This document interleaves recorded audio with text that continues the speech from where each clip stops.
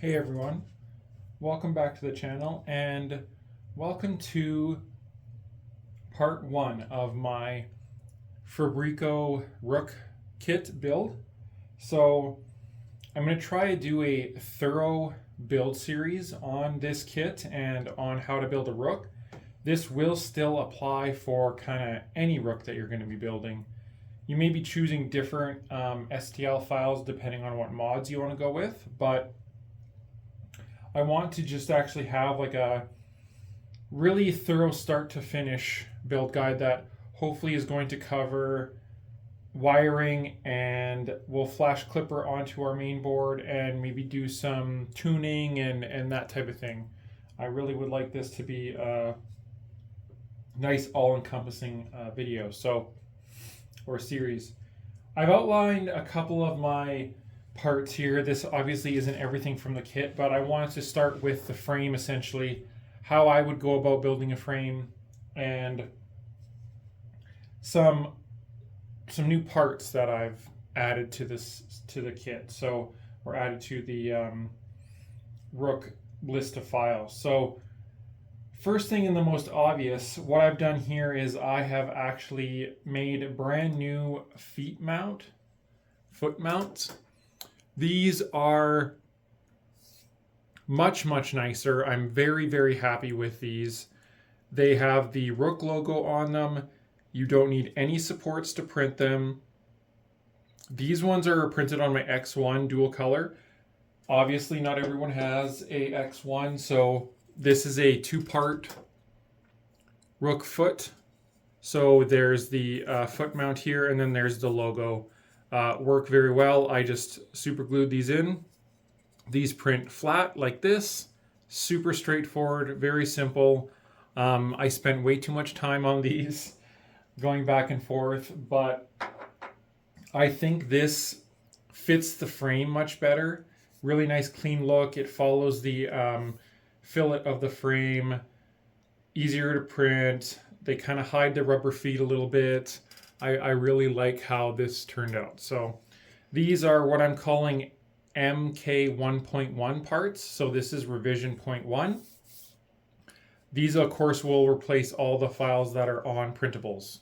They're not live yet. I will kind of make a note in one of the build videos once they do go live. There's just a couple little things that I want to make sure work first, but I've also added a Rook lettering on the front of the frame here, just something simple. And then what I've done is I've removed the fillet from these back corner. Well, actually this corner here, we'll see more on the top frame. So this is for the end stop, so that when you actually do your Z auto leveling, it'll be right here and it's adjustable. So that's what we have there. So how I like to build a Rook is I will, of course, start with the bottom frame. So what we have here is the bottom frame. I have 4 feet, and then I have my 4 rubber feet from the Fabreeko kit. These are perfect fit. You can use the ones from the bill of materials that I have on my Google Drive, or the Fabreeko ones work great. And then these foot mounts and the feet are attached with M5 by 12, I believe these are. Sorry, M5 by 16. So M5 by 16 to attach the feet mount and also the feet. I have my SKR Mini mainboard tray. I'm attaching this with 2 M3 by 10 bolts. The reason why I have this tray separately from the bottom is you can go ahead and take this tray and modify it for whatever mainboard you want. Then you don't have to reprint your bottom plate. You can just swap out your plates here. So really straightforward. These just thread into plastic, these M5 bolts. Again, these are the vanilla or official Rook parts, Rook MK1.1 parts. You may be using Fabreeko STL files. Those are totally fine. Obviously, this is a Fabreeko kit. They'll work great. The Fabreeko kit does use more heat sets. So If you are looking for a build guide on the Fabreeko version, check out the description below and I'll have a link to Kanrogs' build guide. He is building the Fabreeko version of the Rook, but both STL sets will work fine. If you're confused or you don't know which one to use, if you have a Fabreeko kit, just go ahead and build it with the Fabreeko parts. But if you want a vanilla or original Rook, you can use the files on the My Printables page. So there we have the bottom frame assembled. So what we're going to do now is we're going to actually install our Z rods and also our frame rods. They do serve as two of those in the Rook. So the rear rods will be for the Z, and then of course all four of them combine to make the frame. All right, so what I've done here is I've actually marked the bottoms of these rods so that I can tell how far they need to go in roughly. This is 15 millimeters. That's how far these rods go into the bottom frame. So what I'm going to do here is I'll be pushing these in, and I can at least kind of figure out that they're seating in the bottom properly. There's not really any other way to tell that they're all the way in. So that's what I'm doing, is I've just marked all four on the bottom. So what I'm going to do is I'm going to gently tap these in off camera so that we get them all nice seated in properly, and then we'll go ahead to the next step here. Okay, so I have tapped in my 8 millimeter linear rods into my bottom frame. Those went in quite well. I will mention, I unfortunately don't have it in this video, but I'll try to remember to show it off in the next video. There is a calibration tool that I recommend you print out first before you print out any parts. The calibration tool has a hole the same diameter as this, so you can test fit rods, and also it has a M3 nut hole so you can test the tolerances. I recommend printing that out first to see if your printer is calibrated well. Usually what you're going to have to do is adjust your flow or your extrusion multiplier. Those are the same thing, they're just called something different in each slicer. Kira calls it flow, Super Slicer and pretty much all the rest call it extrusion multiplier. Generally I find PLA likes 98% or 97%, somewhere around there. It does differ between filament. Generally, you can look up Ellis's tuning guide or a guide on how to tune flow, but essentially the best way to do that is flow will basically show itself on your top surface. You want a really nice flat top surface. It should be almost smooth to the touch, as smooth as you can get it without there being gaps. That's how you know your flow is dialed in, and that is very important for mechanical parts for fitment. It usually comes down to your flow rate. So just make sure it's not recommended usually to have flow set to 100% or 1 in a slicer. You should be running PLA around 98 or 97%, like I say, depending on your filament. So print out the calibration tool. I will show it in part 2 of this video, and that will help you dial in these holes to make sure that they're not too loose or they're so small that you can't even get your rods located in there. So the next thing that we're going to do is we're actually going to pre-install the nuts here, the M3 nuts on the bottom for these parts that we be bolting to the top frame. I have made a couple mods to the top frame, nothing major. I've taken out the fillets in these corners so that you can much easily get your M3 nuts in there, so there's no actual fillet anymore. And then I've actually added 2 holes on either side for your motor mounts, just so they're a little bit more secure. So what I'm going to do is I'm going to pre-install the M3 nuts. It's much easier to install them now before we actually set this on our printer and try to install them when the rods and stuff like that are in the way. So I'll install those now and we'll come back and go to the next step. Okay, so the next part of our assembly is going to be installing our Z, our bed frame. We're going to be pressing in the linear bearings here, and we're going to be actually installing that before we put the top on. So our Fabreeko Kit has two 45mm long linear bearings. You do want to lubricate these. So we'll take these out of the bag. So generally what I like to do is I like to spray brake cleaner onto parts like this, both the linear rails and also the linear bearings. These parts only come with oil on them, and that is just strictly to prevent rust. It is not a lubricant. These should be thoroughly cleaned and lubricated. So I'm going to take these out.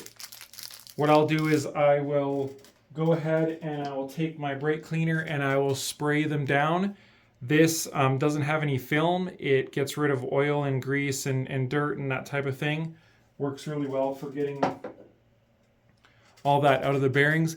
And then I'll take a zip tie and I'll take my super lube. This is the lubricant that I choose to use, use whichever you like.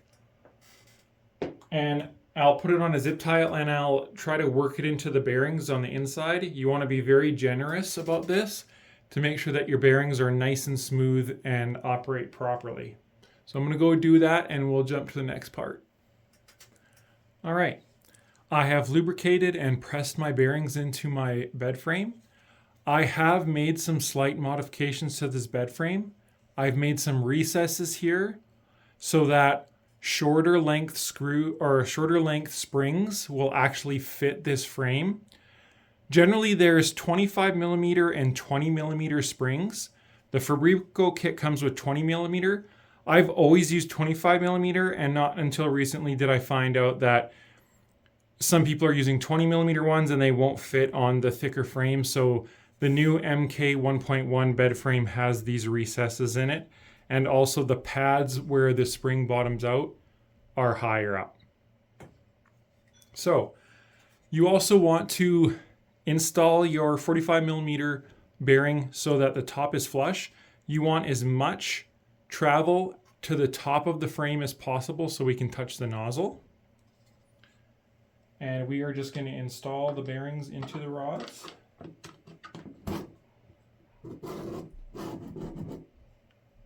And wipe off the excess grease here. And you will see that this doesn't move that smoothly yet.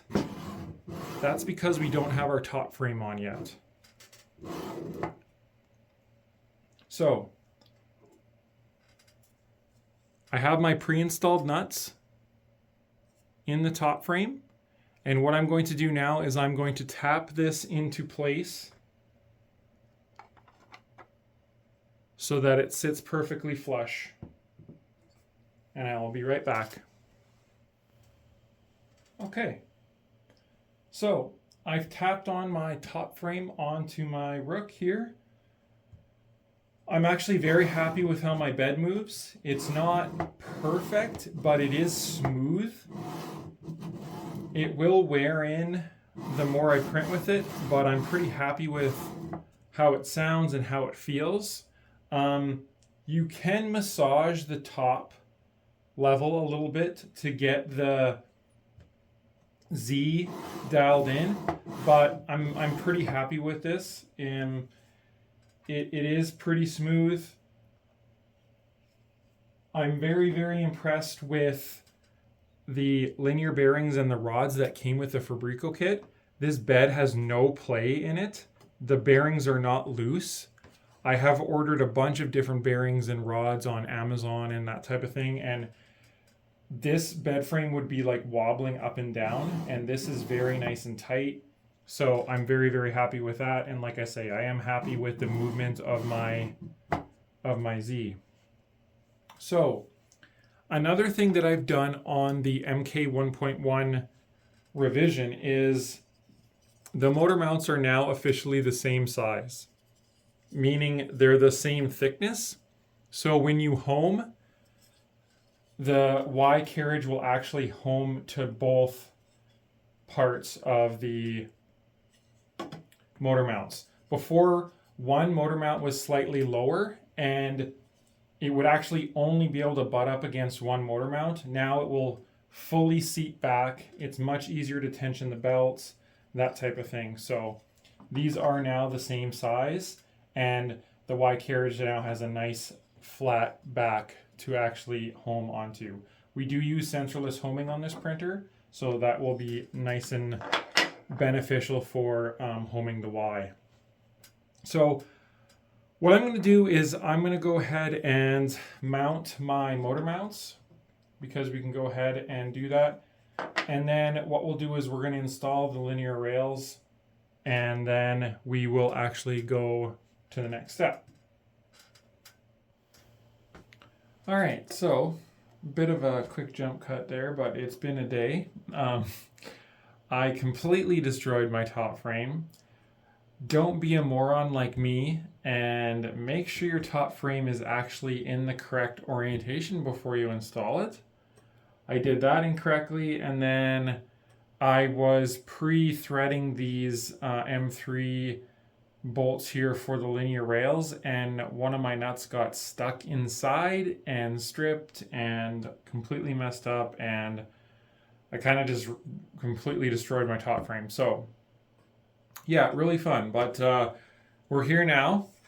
So what I've done, if you can see on the top there, I have basically taken all of the nuts and I have inserted them, and what I did was I took a long 25mm M3 and I threaded it in, and then it pulled the nut in all the way. So that's generally how I install the nuts. Be very careful. Make sure that the nut you're using and the bolt thread very nicely. I think I had a bad bolt and I think it cross-threaded onto the nut, and then that's why that nut started spinning. It's also really good, again, make sure you print out the calibration tool before you start printing parts so that your nuts slot in there nice and tightly, and they fit very, very well. So you can see here I've installed my linear rail, my first linear rail. You can use M3x20 or M3x25. The kit, I believe, doesn't have any M3x20, so I use some for my stash, but M3x25 will work. And I'm just going to go ahead and install my other rail, and then we'll go ahead and install the motor mounts. All right, I think I'm actually going to leave it here for part one. This is meant to be the frame assembly, and I don't want to move on to the gantry until part two. So for a quick recap here on what we've done, we installed our feet with the actual rubber feet parts on the bottom. We have installed our SKR Mini E3 tray. We have installed our linear rods. Once you have the linear rods installed, we're then going to actually press the bearings into our bed frame, and we're going to install the bed frame. Then we're going to put on the top frame again. Please pay very close attention to the orientation to make sure that is installed correctly. And then we have installed our linear rails. So finally some good progress here. This video took a lot longer than I thought, but we're making starting to make some good progress now. Everything kind of comes together here pretty quickly now that we've got this started. So thanks everyone for watching part one of the Rook assembly video. Please feel free to like, share, and subscribe. If you want to support me on Patreon, you can find my Patreon below. Basically, I have two main tiers now. I've simplified it a little bit. There is a $3 tier, which is just general support. I appreciate it. And there is a $6 tier, which will give you access to any future updates, behind the scenes kind of CAD work, any progress on any of the roll-on printers like Rook 180, Defiant, this printer, Fortress, and you also get videos a little bit earlier than the rest. So please feel free to support me on Patreon if you like, and watch out for part 2 coming soon. Thanks, everyone.